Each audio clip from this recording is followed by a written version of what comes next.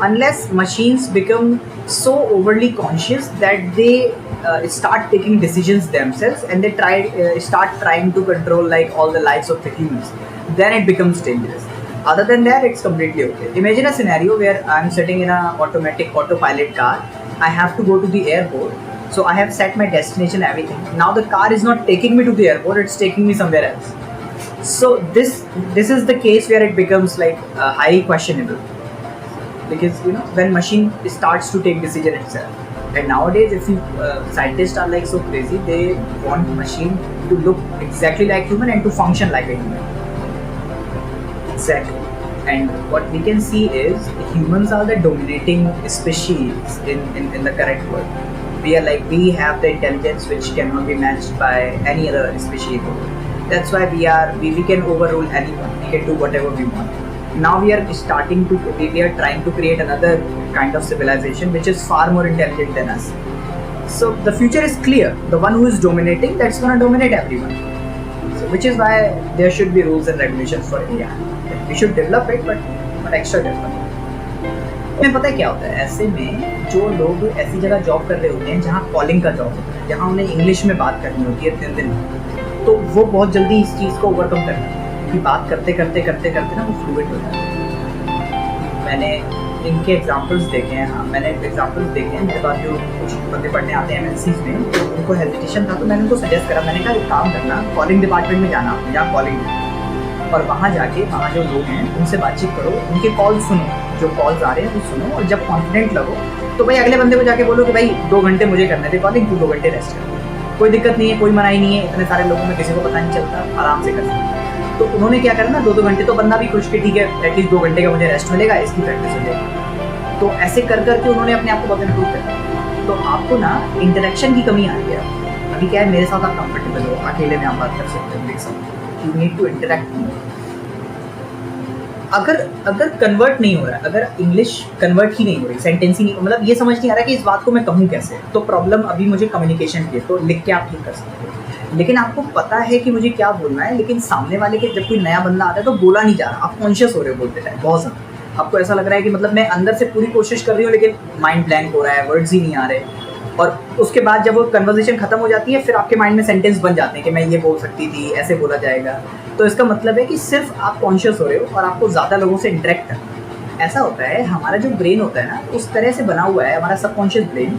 जब भी कोई नई सिचुएशन लाइफ में आती है तो हमारा माइंड जो है वो ब्लैंक हो जाता है, क्योंकि हमारा माइंड हमें उस समय फाइट करने के लिए प्रिपेयर कर रहा होता है, जैसा कि पुराने हमारे पूर्वजों के टाइम से चला रहा है। जब हम बंदर थे, जंगलों में रहते थे, हर नई सिचुएशन में हम एक्स्ट्रा कॉन्शियस हो जाते थे। बस वो चीज़ है।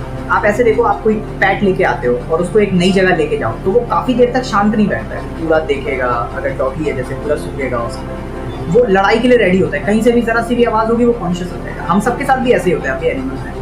आपको क्या करना है ना, अपने ब्रेन को ये फील कराना है कि नए लोगों से बात करने में मैं कंफर्टेबल हूँ। उसके लिए आपको कई सारे नए लोगों से इंग्लिश में इंटरेक्ट करना है, आपको बोलना है। आप जितना ज़्यादा बोलोगे ना उतना। और दूसरा ये कि गलतियाँ हो रही हैं, इस बात पे देखो, सिर्फ एक ही चीज़ आपको जज करनी है, सामने वाला आपकी बात को समझ गया या नहीं समझ। अगर वो आपकी बात को समझ ही नहीं पाया तो आपका सेंटेंस गलत है, अगर वो आपकी बात को समझ गए तो आपका सेंटेंस ठीक है। बस इतना ध्यान देना, क्योंकि ग्रामेटिकल कॉन्शियस होने का कोई मीनिंग नहीं है। कभी ऐसा नहीं होगा कि भाई आपको टेस्ट थोड़ी ना देना है, एग्जैक्टली आपको यही चाहिए। मेरे यहाँ एक स्टूडेंट था, एक और MNC से, एक मेरे नोन्स ही थे, जहाँ मैं सत्संग जाता हूँ वहाँ के थे। The guy was from there and he studied for 3 months, and after 3 months he was very fluent but not very accurate.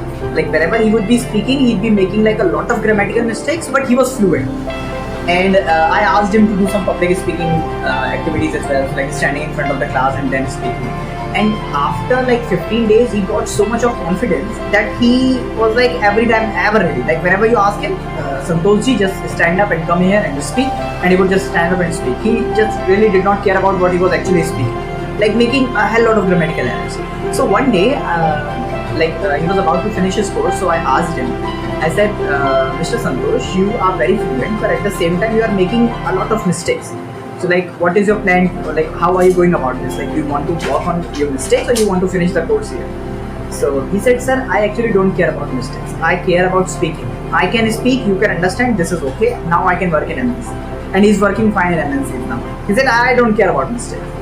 तो मैंने कहा ठीक है, बंदे को जो चाहिए था उसको यही चाहिए था। कि मैं फ्लुएंटली बात करूँ, गलतियों से कोई फर्क नहीं। तो ही इज स्पीकिंग, बोला बाकी तो सर गलतियाँ बात करते करते निकल ही जाएंगी। तो मैंने कहा ये भी ठीक है, तो हमारे ऊपर। तो आपको बात करनी है। अगर स्पेलिंग में एरर लाते हैं तो आपको कॉपी करने की हैबिट बनानी है। एक पैराग्राफ कॉपी किया करो डेली, मतलब नेट पे खोल लिया एक पैराग्राफ, उसको देख देख के लिखो। और जिस टाइम आप देख देख के लिख रहे हो उस टाइम जो स्पेलिंग आप लिख रहे हो उसको खोलो। इससे क्या होगा, आपका ब्रेन उस स्पेलिंग को एक रिदम के फॉर्म में याद कर रहे हैं। जैसे आप लिख रहे हो दिस इज माई अम्ब्रेला, उसमें लिखा हुआ है, अब आप ऐसे लिखो दिस, तो ऐसे दिस बोल के नहीं लिखना है, आप बोलो THIS दिस, IS इज, ऐसे UMBRELLA अम्ब्रेला, ऐसे। जब स्पेलिंग लिखने की बारी आएगी, और पेन और पेपर हमेशा यूज करें ताकि आपकी मसल मेमोरी क्रिएट हो। आंखों में ये मसल मेमोरीज होती है, इनमें सेव हो जाती है स्पेलिंग। ऐसा होता है ना, हम कई बार स्पेलिंग से कोई पूछे तो नहीं आती, पर हम 2 बार लिखते हैं तो आ जाती है, वो मसल मेमोरीज की वजह से। तो आप ये कर सकते हो अगर स्पेलिंग मिस्टेक। और कोई मूवी अगर आपको अच्छी लगती है, मैं क्या करता हूँ, जैसे मुझे इंग्लिश में कोई मूवी अच्छी लगती है तो मैं उसी मूवी को स्पेनिश में भी देखता हूँ, फिर उसी मूवी को इटालियन में देखता हूँ, क्योंकि मुझे वो अच्छी लगी है तो मूवी में मैं बोर नहीं होऊंगा, लेकिन दूसरी लैंग्वेज की प्रैक्टिस होती है। अब जैसे आपने श्रीकांत देखी, आपको अच्छी लगी, अगर आपको लग रहा है मैं एक बार और देख सकती हूँ, तो अब की बार इंग्लिश में देखो, नेटफ्लिक्स पे चेंज हो जाएगा, इंग्लिश में देख लो अब की बार। जो भी, हाँ, जो मूवीज आपको पसंद है उन्हीं मूवी को इंग्लिश में देखो, स्टोरी भी आपको पता है, समझ में भी आएगा, और थोड़ा है इंग्लिश में, ऐसे कर सकते हो।